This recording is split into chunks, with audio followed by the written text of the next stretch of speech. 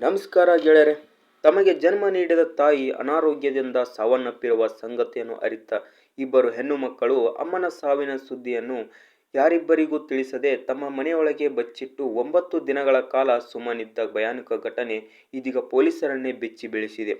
ಅನಾರೋಗ್ಯದಿಂದ ತಾಯಿ ಮೃತಪಟ್ಟಿದ್ದೇ ಆದರೂ ಆಕೆಯ ಅಕಾಲಿಕ ಸಾವಿನ ಬಗ್ಗೆ ಕುಟುಂಬಸ್ಥರಿಗೆ ಮತ್ತು ಅಕ್ಕಪಕ್ಕದವರಿಗೆ ತಿಳಿಸಲು ಹಿಂದೇಟು ಹಾಕಿದ ಇಬ್ಬರು ಪುತ್ರಿಯರು ದೇಹವನ್ನು ಅಂತಿಮ ಸಂಸ್ಕಾರಕ್ಕೂ ತೆಗೆದುಕೊಂಡು ಹೋಗದೆ ಮನೆಯಲ್ಲಿದ್ದ 2 ಕೋಣೆಗಳ ಪೈಕಿ ಒಂದರಲ್ಲಿ ತಾವು ಉಳಿದುಕೊಂಡು ಮತ್ತೊಂದರಲ್ಲಿ ತಮ್ಮ ತಾಯಿಯ ಮೃತದೇಹವನ್ನು ಇರಿಸಿರುವುದು ಪೊಲೀಸರ ವಿಚಾರಣೆಯಲ್ಲಿ ತಿಳಿದುಬಂದಿದೆ.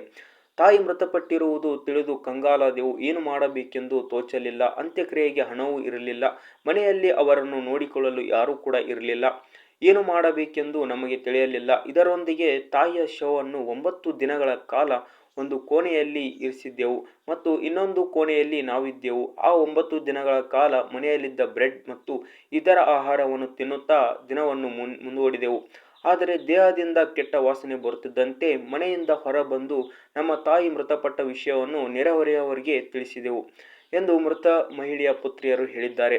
ತಾಯಿಯ ಅಂತ್ಯಕ್ರಿಯೆಗೆ ಸಹಾಯ ಮಾಡುವಂತೆ ಸ್ಥಳೀಯರಲ್ಲಿ ಬೇಡಿಕೊಂಡ ಹೆಣ್ಣು ಮಕ್ಕಳು ಪರಿಸ್ಥಿತಿ ನೆನೆದು ಕಣ್ಣೀರಿಟ್ಟಿದ್ದಾರೆ.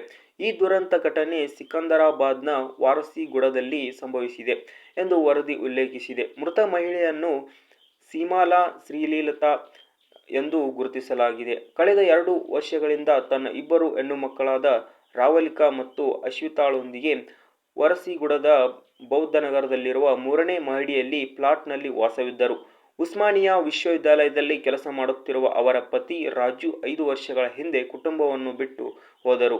ಆರ್ಥಿಕ ಬಿಕ್ಕಟ್ಟಿನಿಂದ ರಾವಲಿಕಾ ಮತ್ತು ಅಶ್ವಿತಾ 10ನೇ ತರಗತಿಗೆ ತಮ್ಮ ವಿದ್ಯಾಭ್ಯಾಸವನ್ನು ಮೊಟಕುಗೊಳಿಸಿದರು. ರಾವಲಿಕಾ ಬಟ್ಟೆ ಅಂಗಡಿಯಲ್ಲಿ ಕೆಲಸ ಮಾಡುತ್ತಿದ್ದರೆ ಅಶ್ವಿತಾ ಇವೆಂಟ್ ಮ್ಯಾನೇಜ್ಮೆಂಟ್ ಕಂಪನಿಯ ಅಡುಗೆ ವಿಭಾಗದಲ್ಲಿ ಕೆಲಸ ಮಾಡುತ್ತಿದ್ದಾರೆ. ಶ್ರೀಲಲಿತಾ ಕೆಲವು ದಿನಗಳಿಂದ ಅನಾರೋಗ್ಯದಿಂದ ಬಳಲುತ್ತಿದ್ದರು. ಜನವರಿ 22ರಂದು ರಾತ್ರಿ ನಿಧನರಾಗಿದ್ದಾರೆ.